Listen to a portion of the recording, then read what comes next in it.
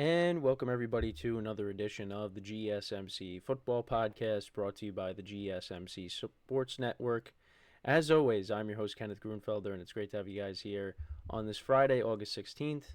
We have a lot to cover on the show today. Before I get into that, I just want to remind you guys that if you want to tip or donate and get your comments recognized on the show, hit the $ on the chat menu to qualify for a super chat, and it'll highlight your comment. I will acknowledge it during the live broadcast, and it's just a great way to make it, the show more lively, make it more interactive between myself, the host, and you guys, the viewers. And it's a lot easier than clicking on the link, which will take you to a separate site and take you off the video. You could still do that. The link is GSMCpodcast.net, but Super Chat makes it easier. So if you do that, we greatly appreciate that, as well as you guys always tuning in and watching our content each and every day. So with that being said, now let's get into what we are going to discuss for today. So we are going to start off the show. We're going to recap last night's preseason game between the Eagles and the Patriots, some of my takeaways from that game. Then we will take a look at the matchups for this weekend, all the preseason matchups. We have pretty much no games tonight, but we got games Saturday and then a couple on Sunday, so we'll get into that. We'll talk about a couple of things regarding Brandon Ayuk, as well as Matt Milano of the Buffalo Bills being out indefinitely with the torn biceps, so we'll get into that. Actually, that's the fourth part of the show. The third part of the show is actually talking about the Falcons. Justin Simmons signed with the Falcons. So another move that they made on the defensive side of the ball. So I'll get into that. And then we'll talk about Ayuk and Matt Milano. And then in the final part of the show, I'll get into ranking the wide receiver groups for the AFC North. So let's get into the first topic, which is discussing the preseason game from last night. So low-scoring game. The Eagles got the victory, winning 14-13 over the Patriots. And some of my takeaways, I did bring up yesterday during the show how the Patriots offensive line was struggling against the Eagles defensive line during their joint practices. And yeah, it definitely showed during the game yesterday. But even on the broadcast, the Patriots broadcasters, they were even saying, the McCourty brothers were there, of course.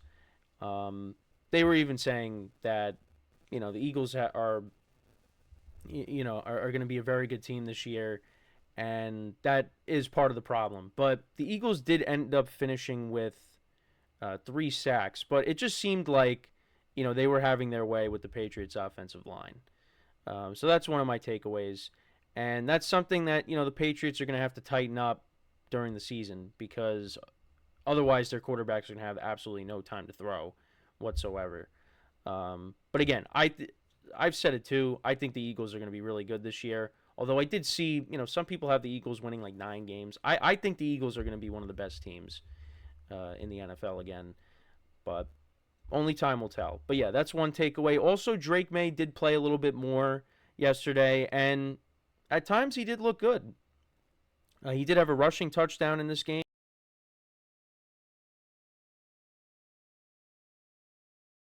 That was a good play. But his stats could have been better, because he did go 6 of 11 for 47 yards. But his stats definitely could have been better, because he did have a pass that he threw. It was a really good pass.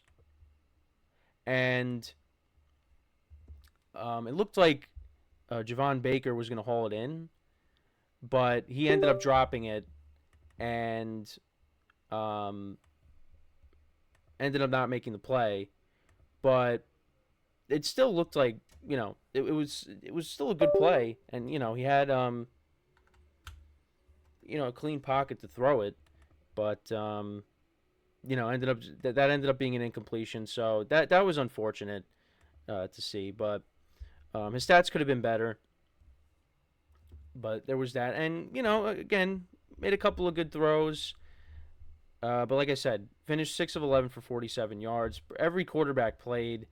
Jacoby Brissett started the game, and the Patriots put together a nice drive. They got into the red zone, but Jacoby Brissett threw an interception in the end zone, and that got returned. So the Patriots didn't get any points out of that. But the scoring plays, Jake Elliott had a 42-yard field goal. Joey Sly had a 51-yard field goal. Like I said, Drake May had the rushing touchdown from 4 yards out. Jake Elliott had another field goal. Joey Sly had another field goal. So it was 13-6 Patriots, and then the Eagles were able to get a touchdown late in the game. They had a rushing touchdown by one of their running backs, Milton, from 1 yard out. Then they went for the 2-point conversion, and it was Kendall Milton. They went for the 2-point conversion, and they got it, and they ended up winning 14-13. The Patriots ended up putting in Bailey Zappi, and it was a botched snap that the Eagles ended up recovering on the last drive of the game, and that was the end of it. The Patriots that was one of the turnovers. So I think it was that, and then the interception. Those were two turnovers from the Patriots. Yeah, and then Kenny Pickett on the other side for the Eagles, he went 11-13 for 67 yards. A lot of short passes, nothing really down the field. Tanner McKee actually didn't look that bad for the Eagles. He went 15-19 for 140 yards. Will Greer went 3 of 5 for 35 yards. Their leading rusher was Tyrion Davis-Price, the former San Francisco 49er. But that's the rundown from the game. Like I said, and there were a couple of nice plays Patriots receivers made. I know Jalen Polk, he caught a short pass that looked like that it wasn't going to gain that much, but he ended up making a couple of moves and making something out of nothing. So hopefully him as well as Javon Baker, they're looking at those guys as, being key contributors on the offensive side of the ball. So, and then the Patriots defense in this game, they actually had 5 sacks. So that's the thing. The Patriots defense, we'll see, but probably still going to be good. But it's really just going to come down to the offense. That's really where, we got to see if they improve. And again, my takeaway from last night, it's, what they've been saying. The offensive line just is not up to par right now. And if that doesn't get corrected, like I said, the quarterbacks are going to take a beating.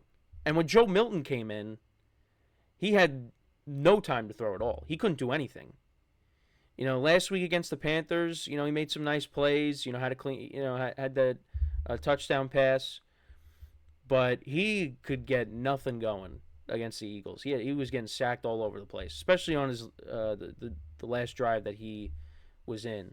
He just could not get anything going. So, but yeah, none of the Eagles starters really played. Kenneth Gainwell played, but that was really it. We didn't really. I think they're going to play next week, but they did not play in this game. We didn't see Jalen Hurts, no A.J. Brown, no Devontae Smith.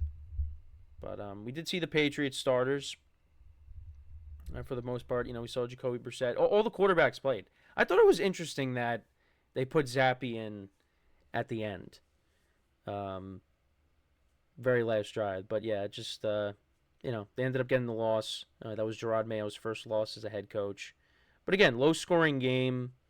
The Patriots, their defense, we talked about it in the production meeting, but the Patriots' defense, last year was still good. And they had some games where, it's just the offense could not get anything going. Like, last year they lost to the Giants 10-7. They lost to the Chargers 6-0. The defense played really well. It's just their offense really cannot generate any points. And that could be the same issue this year. Drops were a problem in this game for both teams. So, stuff that needs to be corrected. I'm not expecting the Patriots to be very good this year, but you know what? I think you're just hoping to see improvement. And we'll see whenever Drake May takes over. And he did get a little bit more of a runway in this game, and had good moments. So, and like I said, his stats would have been better if Baker holds on to that pass. So, there was things to like, but again, the offense is still a work in progress. And as for the Eagles, well, we just got to wait and see when we see their whole team take the field. When we see the first strings play, which could be next week. Who knows? I think Jalen Hurts might not play, so he's not playing in the preseason at all, but we'll see. So there's one more preseason game for each of these teams, and then we get to the real deal in a few weeks. So exciting stuff coming up. But yeah, let me know what you guys think about last night's game. What were some of your takeaways? Again, the biggest takeaway is, the offensive line for the Patriots was, not good. But Drake May showed encouraging signs, so that was good. But yeah, close game. Definitely not as high scoring as Super Bowl 52, that's for sure. So we are going to take our first break of the show, and then when we come back, we will continue discussing week 2 of the preseason. We're going to preview all of the matchups for this weekend. Like I said, we got pretty much every game being played on Saturday, and then a couple of games will be played on Sunday. And and then we'll be looking towards week 3, and then got a week off with the NFL, and then we're on to the real deal, which is really exciting stuff, and I just can't believe we're almost at that point already. And then also I got some fantasy drafts coming up as well. So we are really we're getting to that point, and I'm really excited that we are at that point because it's been a long off season, and I've said that many times. So when we come back, we will discuss the rest of the week 2 slate for the preseason. So with that being said, stick around, and we'll be right back here on the GSMC Football Podcast.